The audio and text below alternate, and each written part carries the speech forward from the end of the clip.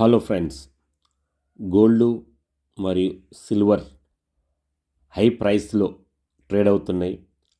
Still అయినప్పటికి కూడా gold కొనొచ్చని బ్యాంక్ ఆఫ్ అమెరికా, సిల్వర్ కొనొచ్చని ఏఎన్జెడ్ టార్గెట్ ఇస్తున్నాయి. సో ఇన్వెస్ట్ చేయండి. మరి పడిపోతే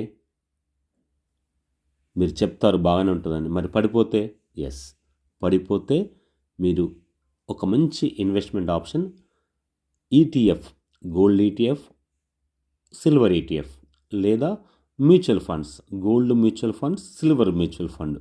పడిపోయిందా ఎగిరి గంతేయండి. దసరా, దీపావళి డిస్కౌంట్ వచ్చిందనుకొని అగైన్ మళ్ళీ ఇన్వెస్ట్ చేయండి.